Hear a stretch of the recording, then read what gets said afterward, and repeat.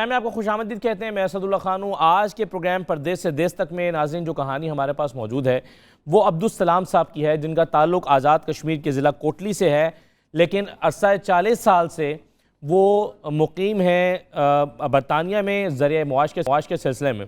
اور ان کی کہانی مختصراً یہ ہے کہ انہوں نے اپنی عمر بھر میں جو پیسے کمائے اپنی محنت مزدوری سے، وہ پیسے انہوں نے اپنے والد صاحب کو بھیجے کہ ان کے نام پر پراپرٹی خرید لیں. ان کے والد وہ پراپرٹی جو ہے وہ امانتاً اپنے نام پر خریدتے رہے، لیکن عبدالسلام صاحب کے بقول ان کے بھائی محمد ریاض نے وہ پراپرٹی تھوڑی تھوڑی کر کے فروخت کر دی.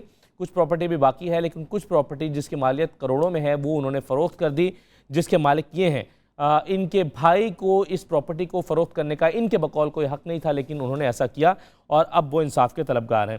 اس سلسلے میں ذرا ہم محمد افضل جو ہمارے نمائندے ہیں کوٹلی میں، ان سے بات کریں گے کہ ان کے مطابق یہ کہانی ہے کیا. اب پھر اس کہانی کے بقیہ حصوں کی طرف بڑھیں گے. محمد افضل صاحب ذرا کچھ بتائیں گے کہ یہ ہوا کیسے؟ بنیادی طور پر عبدالسلام صاحب جو اپنے پیسے اپنے والد صاحب کو بھیجتے تھے اس سے وہ زمین خریدتے تھے. وہ زمین کیا صرف اپنے نام پر وہ خریدتے رہے؟ اگر ان کے اپنے نام پر بھی تھی تو ان کے بھائی نے وہ کیسے فروخت کر دی؟ جی بالکل، آپ نے بڑا پیچیدہ سوال یہ پوچھا ہے. میں بھی جب اس کیس کو انویسٹیگیٹ کرنے کے لیے نکلا تو میرے لیے بھی یہ ایک سوال تھا کہ ایک اگر وراثت کی جگہ ہو گئی ہے، اگر ان کے والد صاحب نے اپنے نام کے اوپر خریدی ہے تو وہ اکیلے کیسے بیچ سکتے ہیں. اس سلسلے میں نے جب اپنی انویسٹیگیشن کا دائرہ جو ہے وہ مزید بڑھایا تو مجھے اس میں سے کچھ چیزیں نظر آئی جو میں نے جو ہے نا آپ کو بتاتا ہوں. ان میں سے سب سے جو عام چیز تھی وہ یہ تھی کہ عبدالاسلام جو ہیں انہوں نے ہی ان کے جو بھائی محمد ریاض ہیں، جن کے اوپر یہ الزام ہے کہ انہوں نے یہ جگہ بیچ دی ہے، محمد جو ریاض ہیں ان کا یہ کہنا ہے کہ عبدالاسلام نے ہی ان کو برطانیہ میں بلایا تھا اور وہاں پہ وہ دونوں بھائی جو ہیں وہ مل کے پیسے کمائی کرتے رہے جو وہ اپنے والد صاحب کو بیچتے رہے. والد صاحب جو ہیں ان کے جو ہے نا وہ اپنی پراپرٹی جو ہے وہ خریدتے رہے اور اپنے نام پہ کرواتے رہے. اس میں سے ان کا یہ کہنا ہے کہ عبدالاسلام نے برطانیہ میں ایک گھر خریدا. چونکہ ہم اگٹھے بزنس کرتے تھے، اگٹھے ہی جو ہے نا کمائی کر رہے تھے، تو اس سلسلے میں جب عبدالاسلام نے برطانیہ میں ایک گھر خریدا، یہ الزام لگایا محمد ریاض نے جو ان کے بھائی ہیں. ان کا یہ کہنا ہے کہ جب مجھے اس بات کی خبر ہوئی کہ انہوں نے اپنے نام کے اوپر یہ زمین خریدی ہے تو مجھے وہ دکھ پہنچا. وہ جو گھر انہوں نے خریدا تو میں نے ایک سیاسی پناہ لی ہوئی تھی برطانیہ میں، تو میں نے وہ سیاسی پناہ ختم کی اور برطانیہ سے اس غصے سے پاکستان آ گیا. جب میں یہاں پہ آیا تو جو جگہ 1980 میں میرے والد صاحب نے خریدی ہوئی تھی اپنے نام کے اوپر، چونکہ ہم دونوں کا متفقہ یہ فیصلہ تھا کہ جو پیسے ہم بیچتے تھے ہم نے کبھی والد صاحب سے یہ نہیں پوچھا تھا کہ یہ جو جگہ خرید رہے ہیں یہ وہ اپنے نام پہ خرید رہے ہیں یا کہ ہمارے نام کے اوپر خریدی جا رہی ہے. اس سلسلے میں ان کا یہ کہنا تھا کہ والد صاحب ابھی حیات تھے، زندہ تھے، تو ان کی موجودگی میں ہی یہاں پہ ایک DHQ ہسپتال کا ایک منصوبہ جو ہے وہ کوٹلی میں 1980 میں جو ہے وہ لانچ کر دیا گورنمنٹ نے، جس کا جو راستہ تھا وہ راستہ جو تھا وہ ہماری جگہ سے گزر کے جاتا تھا. اور یہاں پہ جب میں آیا ہوں تو یہ ہمارا جو جگہ تھی ہماری یہ بلدیہ کے کمیٹی کے حدود میں آ گئی تھی اور بلدیہ نے اس کے اوپر قبضہ کیا ہوا تھا.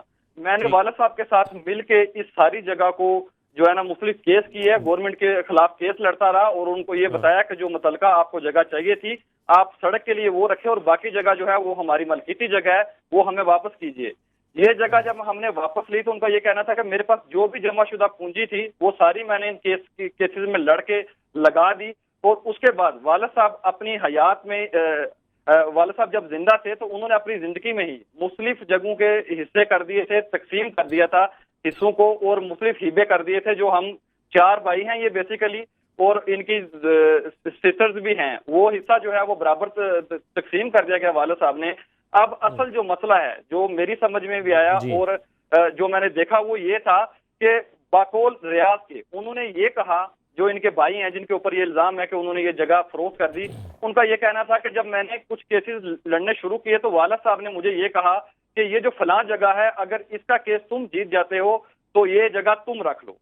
اور انہوں نے اپنی زندگی میں ہی وہ جگہ مجھے دے دی تھی. محمد ریاض صاحب سے جب ہم نے ان کا موقف لینے کے لیے ان کے گھر گئے، ان سے بات کرنا چاہیے تو ان کا یہ کہنا تھا کہ میں آن کیمرہ کوئی بات نہیں کروں گا کیونکہ میں ایک اپنی کوٹلی کے اندر ایک شخصیت ہوں میں، سیاسی جو ہے نا صحیح ہے، انہوں نے بات چیت تو کر لی لیکن انہوں نے ٹی وی پر پروگرام میں شرکت کرنے سے معذرت کر لی. تو یہ انہوں نے کیا کہا یہ ہم ایک مختصر بریک لے رہے ہیں، بریک کے بعد سنوا بھی دیں گے اور پھر جو ہے عبدالسلام صاحب کا ہم موقف لیں گے تفصیل سے کہ عبدالسلام صاحب اس پر کیا کہتے ہیں. ایک مختصر بریک لے لیتے ہیں، بریک کے بعد واپس آتے ہیں.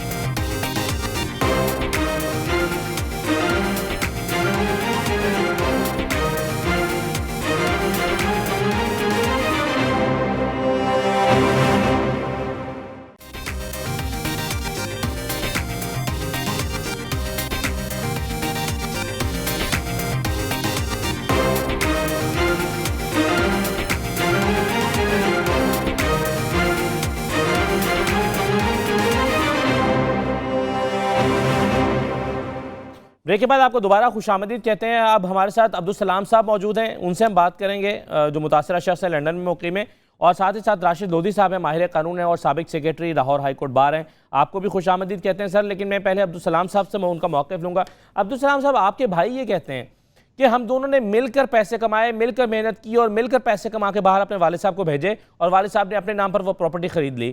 کل کو جب بیچی گئی ہے تو آپ یہ کیسے کہہ سکتے ہیں کہ وہ صرف آپ کی پراپرٹی تھی اور آپ کے بھائی کی نہیں تھی؟ یہاں ایک میں نے مکان خریدا تھا تو یہاں میرے کافی گواہ موجود ہیں، اور ایک تو وہ گواہ ہیں جن بھائی کے ساتھ ماموں نے مجھے اس انگلینڈ میں بلایا تھا اپنے بیٹے کے ساتھ.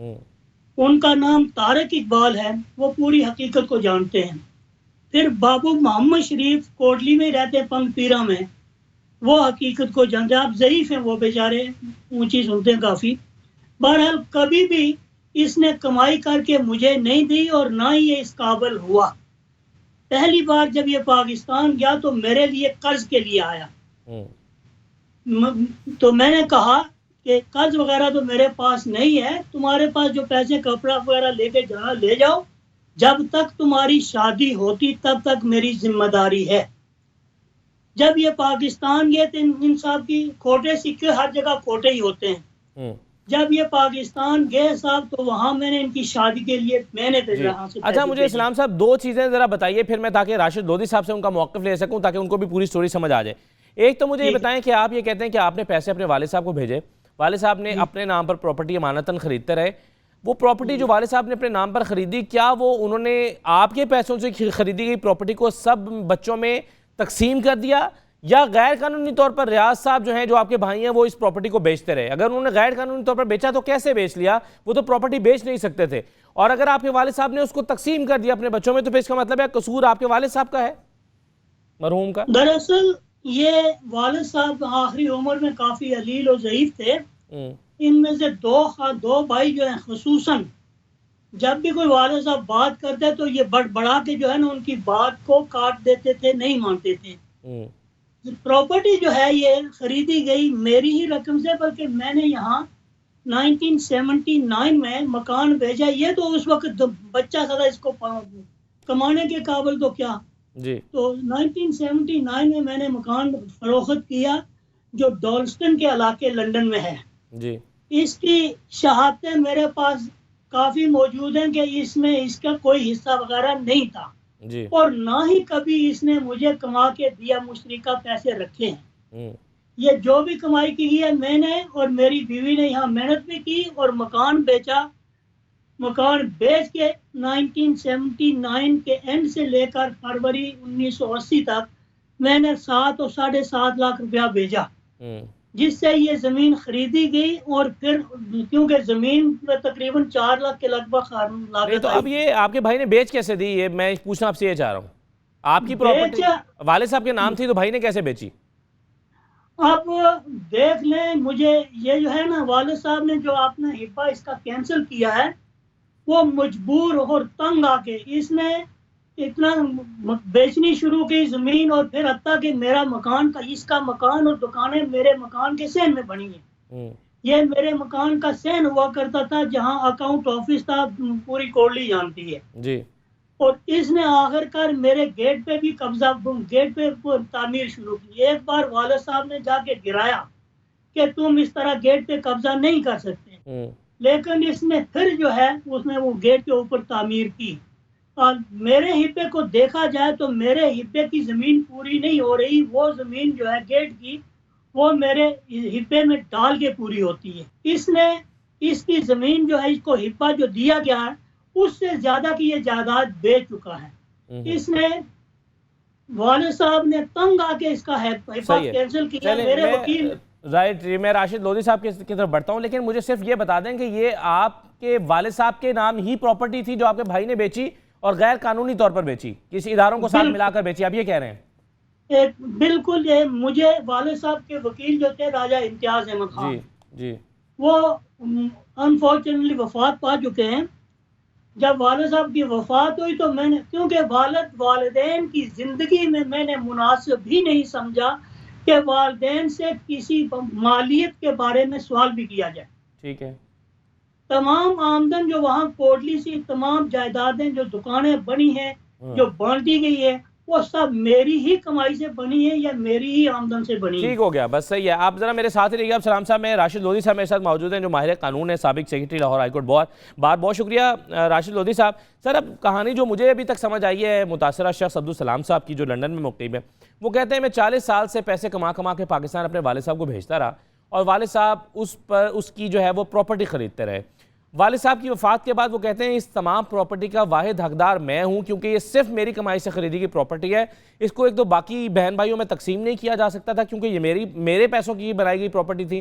اور دوسرا وہ کہتے ہیں کہ وہ پراپرٹی جو والد صاحب نے بچوں میں تقسیم بھی نہیں کی بھائیوں میں، باقی بہن بھائیوں میں، وہ بھی غیر قانونی طور پر جعل سازی کرتے ہوئے ان کے بھائی نے فروخت کر دی اور اس سے پیسے کما لیے.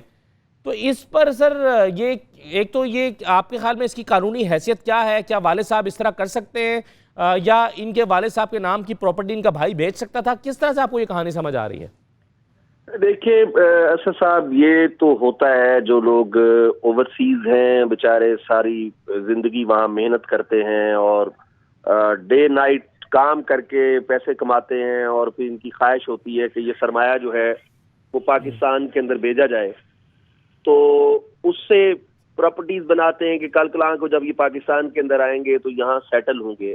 اب ان کے ساتھ تو فراڈ ہوتا ہے، دھوکہ ہوتا ہے.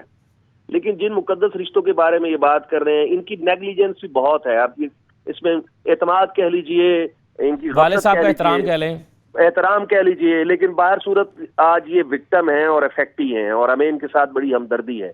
لیکن یہ نہیں ہو سکتا. اس کی جو پراپرٹی جو والد کے نام پر انہوں نے یہاں خریدتے رہے ہیں، پیسے بلا شبہ یہ بیچتے رہے ہیں، تو یہ بے نامی ٹرانزیکشن ہوتی ہے. اور پھر بے نامی کا آ کے ان کو دعویٰ کرنا پڑتا ہے کل کو اگر آپ حصہ لیتے ہیں کہ یہ پراپرٹی میرے والد کے نام پر تو ضرور خریدی گئی تھی لیکن یہ ٹرانزیکشن میں نے کی ہیں، میں نے یہ پیسے بھیجے ہیں، تو اس کی وجہ سے یہ خریدی گئی ہیں. لیکن یہ بے نامی کا آ کے یہاں کیس کریں گے سول کورٹ کے اندر، اور اگر ان کے بھائی نے کوئی غیر قانونی طور پر بیچی ہے، جو کہ بظاہر مجھے نہیں معلوم ہو رہا کہ کیسے وہ بیچ سکتے ہیں، وہ کہتے ہیں جعل سازی کر کے بیچے ہیں، وہ کہہ رہے ہیں اداروں کو ساتھ میں لا کر رشوت دے کے نہیں ہو سکتا. کیسے ہو سکتا ہے؟ ایک بندہ مالک نہیں ہے وہ کیسے بیچ سکتا ہے؟ ان کے والد صاحب نے ضرور ان کی کانسنٹ اس وقت دی ہوگی، ان کے شاید علم میں نہ ہو پوری طرح سے. والد صاحب کے ہو سکتا ہے انہوں نے جعل سازی سے انگوٹھے لگوا لیے ہوں یا ان کی کانسنٹ. جی کیا کہہ رہے ہیں آپ عبدالسلام صاحب؟ جی میں یہ کہہ رہا ہوں جی جو والد صاحب نے حصہ کینسل کرانے میں جو کچھ تحریر کیا ہے اس کو دیکھ لیں، اور اس میں صاف الفاظ میں والد صاحب نے کہا ہے کہ شاطر اور چالاک آدمی ہے، اس نے جعل سازی کر کے سارے کام کیے. جی ٹھیک ہے، ان کے حصہ کینسل کرنے میں. جی اسد صاحب یہ بات بھی ان کے سامنے آ گئی ہے. اب یہ کہتے ہیں کہ والد صاحب نے بھی حبا کینسل کر دیا، یا بھی حبا کی پراپرٹی کیسے بن گئی. یہ سارے سوالات ہیں جو ڈاکومنٹس دیکھنے کے بعد ان کا صحیح معنوں میں جواب دیا جا سکتا ہے.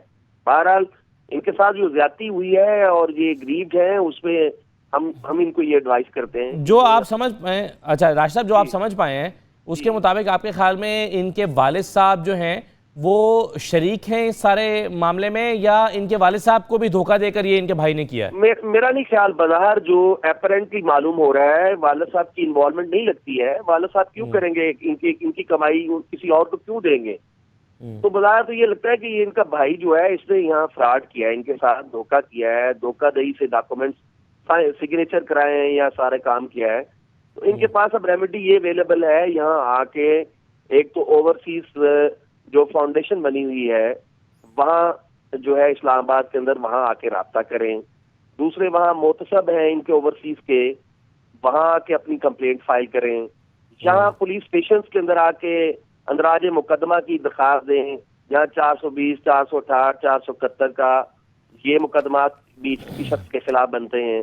وہ فوجداری جو ریمیڈی ہے, کرمنل پروسیڈنگز ہیں, ان کو انیشیٹ اب اس میں سے انہوں نے کون کون سے آپشنز کو استعمال کیا ہے یا نہیں کیا, یہ ان سے پوچھ بھی لیتے ہیں. سر ایک مختصر بریک مجھے لودھی صاحب لینا ہے, ایک لیتے ہیں, بریک کے بعد میں سنواؤں گا ان کے بھائی کا موقف, ریاض صاحب کیا کہتے ہیں, اور پھر راشد صاحب سے, ان سے عبدالسلام صاحب سے پوچھیں گے کہ انہوں نے ان تمام آپشن جو راشد صاحب بتا رہے ہیں اس میں سے کس کو استعمال کیا ہے. ایک مختصر بریک کے بعد واپس آتے ہیں.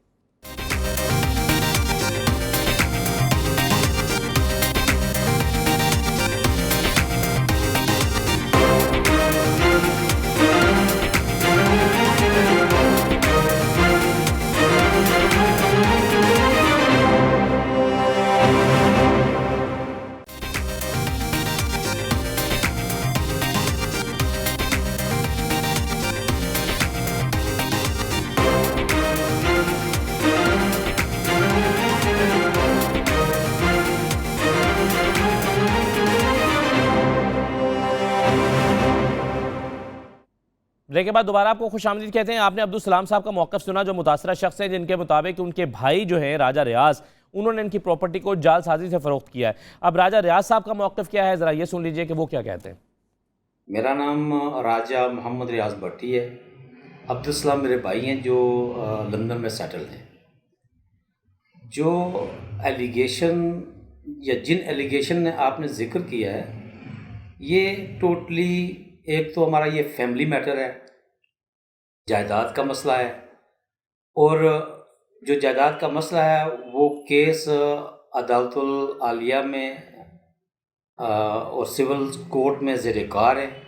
میں نہیں سمجھتا کہ ان کیسوں کو کسی ڈیسیجن سے پہلے کہیں ڈسکس کیا جائے, اور نہ ہی میں وہ کو ڈسکس کرنا چاہتا ہوں. عبدالسلام میرے بڑے بھائی ہیں, جو کچھ وہ سمجھتے ہیں یا وہ ان کی نظر میں برا ہوں, چلیں میں برا ہو سکتا ہوں, لیکن ہمارے باقی بھائی بھی ہیں, سبھی بھائی برے نہیں ہو سکتے, سبھی بہنیں بری نہیں ہو سکتی, لیکن ان کی نظر میں سب برے ہیں. تو میں نہیں سمجھتا کہ ایک طرف پوری فیملی ہے یہ بری ہے اور ایک طرف ہمارے بڑے بھائی ہیں وہ صحیح ہیں. میں سمجھتا ہوں کہ یہ ان کی سوچ کا اپنا انداز ہے, میں اس سے زیادہ کچھ نہیں بولنا چاہتا. یہ کل وہ موقف ہے جو انہوں نے دیا. وہ کہہ رہے ہیں کہ یہ کیسز جو ہیں پراپرٹی کے, یہ تنازع ہے پراپرٹی کا, لیکن چونکہ عدالتوں میں ہے تو اس پر میں بات نہیں کرنا چاہتا. اور وہ یہ کہہ رہے ہیں کہ کیا میں اکیلا برا ہوں لیکن میرے سارے بہن بھائیوں کو برا سمجھتے ہیں عبدالسلام صاحب. تو عبدالسلام صاحب, یہ آپ کے بھائی کا موقف ہے. وہ کہتے ہیں معاملات جو ہیں وہ عدالتوں میں ہیں تو میں اس پہ بات نہیں کرنا چاہتا. تو آپ مجھے یہ بتائیے کہ عدالتوں میں کہاں پر, کن کن عدالتوں میں ہیں, اور کیا کون کون سی جگہ پر آپ کا کیس چل رہا ہے؟ جی, پہلی بات جو ہے نا, یہ کہ کہہ رہے ہیں کہ سبھی غلط نہیں ہو سکتے. پورے خاندان سے, بہنوں سے, ان سے پوچھا جا سکتا ہے. سبھی جو اس نے کہا ہے نا کہ میں وہاں کرتا رہا, سبھی کو معلوم ہے اور سبھی اس کی گواہی دیں گے کہ یہ ساری کی ساری کمائی میری ہے. وہ اب عدالتوں میں مجھے بتائیے, جس طرح سے راشد لودھی صاحب کہہ رہے ہیں کہ آپ کو عدالتوں میں جانا چاہیے, کیس کرنا چاہیے, تو آپ کے کیسز کہاں پر پہنچے ہیں؟ آپ کے وکیل کے سے بھی ویسے ہم رابطہ کر کے جانتے ہیں, لیکن آپ اچھا آپ کے وکیل جو ہیں لیاقت مغل صاحب, وہ ہمارے ساتھ موجود ہیں, ان سے ذرا ہم بات چیت کر لیتے ہیں. لیاقت مغل صاحب, یہ عبدالسلام صاحب کا جو معاملہ ہے, ایک بات ابھی تک کلیئر نہیں ہو پا رہی کہ ان کے والد صاحب کے نام پر جو پراپرٹیاں تھیں ان کے پیسوں سے خریدی گئیں, یعنی عبدالسلام صاحب نے جو پیسے بھیجے ان سے ان کے والد صاحب نے اپنے نام پر پراپرٹیاں خرید لیں, وہ ان کے بھائی نے کیسے بیچ دیں؟ وہ نام تو ان کے والد صاحب کے تھیں, تو راجہ ریاض صاحب نے وہ پراپرٹیاں کیسے فروخت کی ہیں؟ آپ کس نتیجے پر پہنچے ہیں ابھی تک؟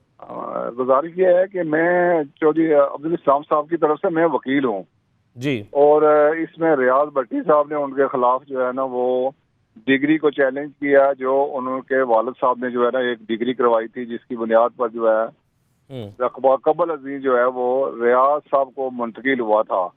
کیونکہ جو ہے ان کا جو موقف ہے, میرا جو موقف ہے, اس کا موقف یہ ہے کہ جو ہے کہ میں نے یہ ساری پراپرٹیز خریدی ہیں, پیسے میں نے بھیجے ہیں, لیکن اس وقت ان کے والد صاحب نے جو پراپرٹی دی وہ اپنے نام پر لی. اب چونکہ جو ہے نا یہ ہمارا جو ممدن لا ہے اس کے مطابق یہ ہے کہ اگر کوئی فادر اپنے کسی ایک بھی پیسر کو ہبا کر کے رقبہ دے دیتا ہے تو رقبہ اس کے نام منتقل ہو جاتا ہے. انہوں نے یہ کیا کہ اس کے نام پر، ریاض صاحب کے نام پر جو ہے نا انہوں نے ہبا کر کے دے دیا. کیوں ہبا کرنے کے بعد یہ ہوا کہ جو ہبا کرنا کیا ہوتا ہے سر؟ یہ ہبا کرنے کا مطلب کیا ہوتا ہے؟ ہبا کرنا یہ ہوتا ہے کہ فی سبیل اللہ جو ہے رقبہ سارا منتقل کر دیا والد نے اپنے پسر کے نام. اچھا اس کا مطلب یہ ہے. اب چونکہ جو ہے نا جب انہوں نے رقبہ منتقل کر دیا تو بعد ازاں یہ ہوا کہ ان کے والد صاحب نے اس ہبا نامہ کو اپنی زندگی میں ہی چیلنج کر دیا کہ یہ غلط ہو گیا مجھ سے جو ہے نا. ٹھیک ہے. جب اس ہبے کو چیلنج کیا ان کے والد صاحب نے تو وہ پروسیڈنگ ہوئی، اس میں جو ہے نا ان کے حق میں ڈگری ہوگی والد صاحب کے نام پر. ٹھیک ہے. رقبہ جب جو ہے نا وہ جو ہے منتقل ہو گیا ان کے والد صاحب کے نام پر، تو پھر اگین جو ہے نا وہ یہ کیا کہ اب جو اس وقت عدالت میں معاملہ جو سب جوڈیس ہے وہ یہ ہے کہ ریاض صاحب نے جو ہے نا جو والد صاحب نے جو ہے نا اپنے نام پر ڈگری کروائی ہے اس کو چیلنج کیا ہے کہ یہ ڈگری انہوں نے غلط کروائی ہے، اور انہوں نے جو ہے ریاض صاحب نے ان کی اپنی زندگی میں اپنے والد سے جو ہے وہ کنسائز اسٹیٹمنٹ جو ہے نا ریٹن اسٹیٹمنٹ بھی لے لیا جو ہے کمپرومائزنگ، اور ان کے جو دیگر شرعی ورثاء ہیں وہ بھی جو ہے اس میں انہوں نے اپنے کنسنٹ دے دیا، کمپرومائز کر دیا کہ یہ رقبہ جو ہے نا ہم بروئے راضی نامہ جو ہے نا وہ آپ کے نام پر ہو جاتا ہے تو ہمیں کوئی عذر نہیں ہے. اسلام صاحب کا موقف یہ ہے کہ جو ہے نا یہ رقبہ ان کے نام پر نہیں ہونا چاہیے. اب چونکہ جو اس وقت جو ہمارے درمیان جو مقدمہ کنٹیسٹ ہو رہا ہے وہ یہ ہو رہا ہے کہ جو ہے نا ان کے حصے کی حد تک جو ہے وہ جو فیصلہ ہے ڈگری کی حد تک وہ انٹیکٹ رہے، وہ منسوخ نہ ہو. یہ مقدمہ ہے ان کا جو ہے. ٹھیک ہے. اچھا اب مجھے راشد لودھی صاحب، آپ میرے ساتھ رہیے گا، لیاقت مغل صاحب. راشد لودھی صاحب آپ کچھ تھوڑی سی بات سمجھ آئی ہے وکیل صاحب کی بات سن کے. وہ یہ کہہ رہے ہیں کہ والد صاحب نے پراپرٹی کو ہبا کر دیا راجہ ریاض صاحب کو، اور راجہ ریاض صاحب کو کرنے کے بعد کچھ عرصے بعد ان کو احساس ہوا کہ یہ مجھ سے غلط ہو گیا، انہوں نے کیس کیا اور وہ ڈگری ان کے حق میں ہو گئی، لیکن پھر اس ڈگری کو انہوں نے چیلنج کر رکھا ہے راجہ ریاض صاحب نے. تو اب آپ اس کیس کو کس طرح سے دیکھتے ہیں؟ دیکھیے بالکل اب صورتحال مختلف نظر آئی ہے. مجھے پہلے سے بھی معلوم ہو رہا تھا کہ جو انفارمیشن عبدالسلام صاحب دے رہے ہیں شاید اس میں کچھ سکم ہے، اور وہ صحیح طرح سے اپنا مقدمہ کیس جو ہے وہ نہیں پیش کر رہے ہیں، اور شاید جذباتی بنیادوں پر زیادہ گفتگو انہوں نے کی. لیکن اب ان کے وکیل مغل صاحب نے واضح کر دی ہے ساری پکچر جو ہے. اب اس کے بعد یہ معاملہ جو ہے یہ عدالت کے اندر ہے کہ آیا ہبا جو کیا گیا تھا، ہبا مینز گفٹ، والد صاحب کے نام پر پراپرٹی خریدی گئی. اب انہوں نے ثابت کرنا ہے کہ وہ پراپرٹی میری تھی، میرے پیسوں سے خریدی گئی. پھر والد صاحب نے جب ایک دفعہ ٹرانسفر کر دی ان کے نام کے اوپر، اس کے بعد وہ کینسل کرنے کے کتنے کو مجاز تھے، کیا تھا، اس کے بعد پھر ڈگری ہو گئی ہے. اب اس ڈگری کو چیلنج کیا ہوا ہے. اب معاملہ کورٹ کے اندر ہے. کورٹ ان سارے ڈاکومنٹس کو دیکھ کے، ساری صورتحال کو دیکھ کے اس کے اوپر فیصلہ کرے گا. اب تو دونوں راشد صاحب، اب ان کے والد صاحب جو ہیں وہ تو حیات نہیں ہے، وفات پا چکے ہیں. اب اگر یہ ثابت ہو بھی جاتا ہے کہ نہیں یہ جو چیلنج انہوں نے کیا ہے وہ غلط ہے راجہ ریاض صاحب نے، اور ان کے والد صاحب ہی کے نام یہ پراپرٹی ہے، تو یہ ان کے نام کیسے آئے گی؟ یعنی یہ کیسے ثابت ہوگا، اسٹیبلش ہوگا کہ والد صاحب کے جو نام پراپرٹی ہے وہ صرف عبدالسلام صاحب کو ملنے چاہیے، باقی لوگوں میں تقسیم نہیں ہوگی؟ میں یہی کہتا ہوں یہ سارے معاملہ جو ہیں اب غور طلب ہیں. ہبا جب ایک دفعہ کر دیا گیا ہے تو کیا کس گراؤنڈ کے اوپر اس کو انہوں نے کینسل کر دیا؟ جب رائٹ تو ٹرانسفر ہو جاتے ہیں نا، جب آپ گفٹ کر دیتے ہیں کسی کو اس کو ریووک کرنے کے لیے کیا صورتحال ہے، کن کنڈیشنز کے اوپر اس کو ریووک کیا، کیسے کہا کہ یہ ہبا مجھ سے غلط کرا لیا گیا تھا، کیا جعلی دستخط کرا لیے گئے تھے، کیا جھوٹ اور اس کے ذریعے سے یہ ہبا جو ہے وہ ٹرانسفر کرا لیا گیا، رائٹس جو ہیں، یہ ساری چیزیں کورٹ نے دیکھنی ہے کہ کیا ان کے والد جو ہیں انہوں نے ریئل میں ٹرانسفر کی تھی ان کے نام پر، ہبا کی تھی، اور اگر کی تھی تو پھر اس کے بعد جو کورٹ نے نیچے ڈیسیجن کیا جنہوں نے اس کو واپس کر دیا ان کے رائٹس جو ہے ان کے والد کے نام کے اوپر، اور پھر جو ہے یہ معاملہ ڈگری ہو گیا. اب اس ڈگری کو انہوں نے چیلنج کیا ہوا ہے. یہ اس میں سارے رائٹس ان کے جو بھی اس میں لیگل رائٹس بنتے ہیں ریاض صاحب کے یا سلام صاحب کے درمیان جو معاملہ ہے اور باقی بہن بھائیوں کا بھی، یہ سارا معاملہ کورٹ کے سامنے ہے. کورٹ نے ساری شہادتیں ڈاکومنٹس کی شکل میں یا اورل ڈاکومنٹ، اورل جو ایویڈنس آنی ہے اس کو دیکھنے کے بعد ایشوز فریم کرنے ہیں، ایشو فریم کرنے کے بعد ایویڈنس ریکارڈ کر کے پھر فیصلہ کسی کنکلوژن کے اوپر پہنچنا ہے. تو یہ معاملہ تو اب عدالت کے اندر ہے، سب جوڈس ہے، زیر سماعت ہے. یہ ہم مان لیتے ہیں اسلام صاحب کی بات کو کہ ان کے ساتھ زیادتی ہوئی ہے، لیکن یہ زیادتی انہوں نے ثابت کرنی ہے عدالت سے، پھر ہی جو ہے وہ اپنا رائٹ جو ہے وہ حاصل کر پائیں گے. ٹھیک ہے. اب ان کے پاس جو ٹرانزیکشن ریکارڈ ہے وہ ہے یا نہیں ہے، یہ ان سے ہم جانتے ہیں. مختصر بریک کے بعد واپس آتے ہیں.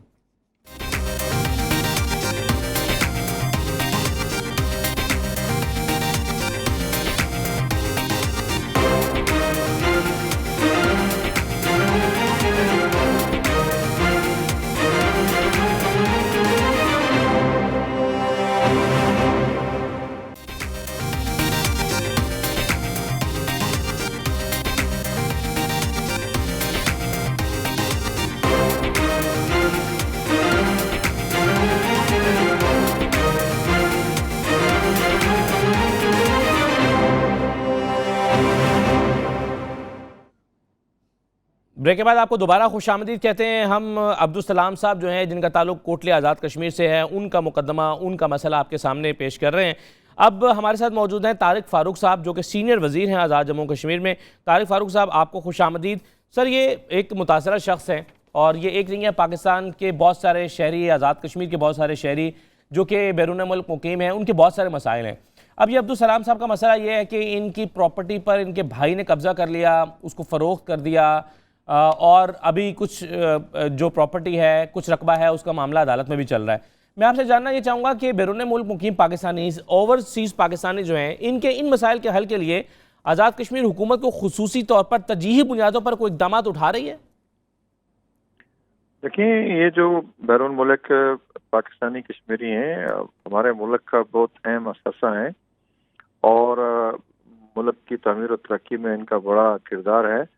یہ بڑی بدقسمتی ہے کہ یہ لوگ محنت مزدوری کے لیے بیرون ملک جا کے مقیم ہوئے اور پھر ان کی جائیدادوں کے مسائل جو ہیں وہ پیدا ہوئے، اور جس کو کوشش کی جاتی رہی مختلف لیجسلیشن کے ذریعے کہ حل کیا جا سکے اور اس کا سپیڈی ٹرائل بھی کیا جا سکے. اور ان کے لیے گورنمنٹ آزاد کشمیر نے راجہ فاروق اظہر صاحب کی قیادت میں اب جو ہے ایک اوورسیز کمیشن بھی بنایا ہے جو اس بات کو دیکھتا ہے کہ کس جگہ زیادتی ہوئی ہے.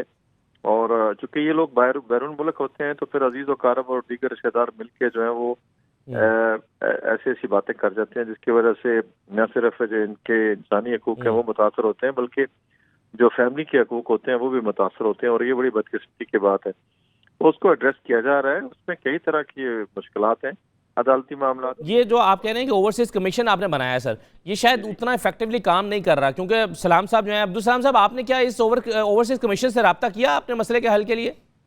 جی، میں نے تقریباً 6 ماہ قبل اسلام آباد فون کیا تھا حافظ احسان احمد صاحب سے. جی. انہوں نے کہا تھا کہ کوئی ڈاکیومنٹس وغیرہ بھیجو. مجھے خیر کافی وقت لگ گیا ڈاکیومنٹس اکٹھے کرنے کے لیے، کیونکہ میرے پاس تو کچھ بھی نہیں ہے. سارا ریکارڈ پر جو بھی ڈاکیومنٹس مجھے حاصل ہوئے میں نے مکمل فائل بنا کے اسلام آباد حافظ احسان صاحب کو ای میل بھی کی اور بائی پوسٹ بھی بھیجا. تقریباً 5-6 ہفتے کے بعد میں نے فون کیا متعدد بار. آخر کار 20 سیکنڈ کی بات ہوئی میری حافظ احسان احمد صاحب سے. تو انہوں نے کہا بیٹے یہ ہم ایسے کیس نہیں ڈیل کرتے، ہم جو ہے نا اداروں کے متعلق جو کیس ہوں وہ ان کو ایڈریس کرتے ہیں. ٹھیک ہے. یہ کہہ کر انہوں نے بات میری کاٹ دی. اس کے بعد میں نے ٹھیک ہے، یعنی آپ یہ کہہ رہے ہیں کہ overseas commission Pakistan, overseas commission جو ہے جس میں اسلام آباد میں آپ نے رابطہ کیا، انہوں نے آپ کی داد رسی نہیں کی، تو سر یہ تو انکار کر دیا گیا. دیکھیں ان کو غلط فہمی ہوئی ہے. پاکستان کا جو اوورسیز کمیشن ہے وہ بالکل مختلف ہے جو آزاد کشمیر سے مختلف ہے. نہیں، آزاد کشمیر کے اوورسیز کمیشن سے انہوں نے رابطہ کیا نا، اسلام آباد میں شاید ان کا نہیں ان کا کوئی آفس نہیں موجود کے ساتھ نہیں، آزاد کشمیر سے نہیں، میں نے اسلام آباد رابطہ کیا تھا. اچھا، نہیں تو آپ نے پھر غلط فورم پہ رابطہ کیا نا. آپ نے یہ تو کہہ رہے ہیں کہ آزاد کشمیر کا جو اوورسیز کمیشن ہے وہاں پہ رابطہ کرنا چاہیے تھا. طارق فاروق صاحب یہ کہہ رہے ہیں. دراصل اگر میری رہنمائی کر دی جاتی نا، اسلام آباد حافظ احسان صاحب بھی میری رہنمائی کر دیتے نا، تو میں ویسا ہی کرتا. پہلے تو ان کو میں نے بتایا تھا میرا تعلق کہاں سے ہے، اور انہوں نے کہا تھا کوئی پیپر وغیرہ بھیجو. جب میں نے بھیجے مکمل فائل تیار کر کے، پھر میں نے ای میل بھی کی اور ان کو بائی پوسٹ. ہاں، انہوں نے غلط آپ کو گائیڈ کیا. آپ کو غلط گائیڈ کر دیا انہوں نے، شاید اس وجہ سے آپ کو یہ آپ کا ٹائم بھی ضائع ہوا اور آپ متعلقہ فورم پہ نہیں جا سکے. انہیں اسی وقت بتانا چاہیے تھا کہ آپ کا یہ فورم نہیں ہے، آپ کو جانا چاہیے آزاد کشمیر کے الیکشن اس کے کمیشن کے پاس. اب میں لیاقت مغل صاحب شاید کچھ کہنا چاہ رہے ہیں، آپ کہہ دیجئے لیاقت مغل صاحب، پھر میں طارق صاحب سے جو ہے اس پر مزید رائے لیتا ہوں. جی لیاقت مغل صاحب. میں نے گزارش یہ کی تھی جو ہے نا کہ چونکہ اگر یہ ہبہ جو ہے نا یہ منسوخ ہو جاتا ہے اور اس کے بعد ڈگری انٹیکٹ رہتی ہے تو پھر اس میں یہ ہوگا کہ جو پراپرٹی جو ہے نا عبداللہ صاحب کی ان کے تمام شہری ورثہ میں وہ جائے گی جو ہے. اس میں خالصاً جو ہے نا وہ رقبہ عبدالاسلام صاحب کے نام پر نہیں جا سکتا ہے جو ہے نا. دیگر شہری ورثہ بھی اپنے اپنے حصے کی حد تک حصہ رکھتے ہیں. اگر جو ہے اچھا لیکن اگر یہ اسٹیبلش کر دیتے ہیں، اگر یہ اسٹیبلش کر دیتے ہیں کہ جناب یہ پراپرٹی میرے پیسوں سے خریدی گئی ہے اور ٹرانزیکشن شو کر دیتے ہیں، میں پھر گزارش کروں نا کہ یہ جو اگر یہ جو بات کہتے ہیں نا کہ انہوں نے یہ پراپرٹی یہ ان کا موقف درست ہے اپنی جگہ، لیکن انہوں نے کسی فورم پر اس کو چیلنج نہیں کیا کہ یہ پراپرٹی اپنی لائف اپنے والد صاحب کی زندگی میں انہوں نے اس کو چیلنج نہیں کیا کہ یہ پراپرٹی میں نے پیسے بھیجے تھے اور میرے پیسوں سے لی گئی ہے تو والد صاحب جو ہے نا یہ پراپرٹی آپ میرے آپ یہ کہہ رہے ہیں اچھا آپ یہ کہہ رہے ہیں کہ زیادہ سے زیادہ عبدالسلام صاحب کو یہ فائدہ ہو سکتا ہے عدالت کے اس فیصلے کی روشنی میں کہ اگر یہ والد صاحب کے نام پر ڈگری ہو بھی جاتی ہے تو یہ سب بہن بھائیوں میں برابر کی تقسیم ہوگی. ہاں جی یہ برابر کی تقسیم ہوگی. جو ان کا موقف ہے نا جو یہ خالصاً کہتے ہیں اس کو انہوں نے کسی فورم پر چیلنج نہیں کیا. واقعتاً پیسے انہوں نے بھیجے، سب انہوں نے بات یہی کی ہے انہوں نے، لیکن انہوں نے اپنی زندگی میں اپنے والد کی فرما برداری کرتے ہوئے ان کے خلاف انہوں نے جس مقدمے کے آپ وکیل ہیں لیاقت مغل صاحب، اس مقدمے کا متن کیا ہے؟ کیا چیلنج کر رکھا ہے انہوں نے؟ اس میں میں انٹرپٹ کر سکتا ہوں یہاں پہ؟ ایک منٹ عبدالسلام صاحب، ایک منٹ. جی لیاقت مغل صاحب. اسلام صاحب کا جو موقف ہے نا وہ یہ ہے کہ یہ جو ڈگری میرے والد صاحب نے کروائی ہے جس میں میں شہری وارث ہوں یہ درست ہے اور یہ جو ہے نا اس کے حق میں جو ہے نا اب فیصلہ نہیں ہونا چاہیے. جو وہ منسوخ کروانا چاہتا ہے ڈگری وہ منسوخ نہ کی. ٹھیک ہے صحیح، یہ مقدمہ ہے. ٹھیک ہے. اچھا اب اسلام صاحب آپ کا یہ مقدمہ ہے کہ یہ ڈگری میرے والد صاحب کے جو حق میں ہوئی ہے اس کو منسوخ نہ کیا جائے. اگر عدالت آپ کے حق میں اس فیصلہ دے بھی دیتی ہے اس مقدمے میں آپ کے حق میں تو بھی پھر یہ والد صاحب کے نام پراپرٹی ہوگی ڈگری کے مطابق اور وہ سب میں برابر کی تقسیم ہو جائے گی آپ کے بہن بھائیوں میں شرعی لحاظ سے. تو آپ کا موقف جو یہ ہے کہ جی یہ میں اکیلا اس کا وارث ہوں، یہ تو آپ نے کہیں پہ بھی چیلنج نہیں کر رکھا، تو آپ کو کیسے انصاف ملے گا؟ نہیں میں تو یہ کہتا بھی نہیں ہوں.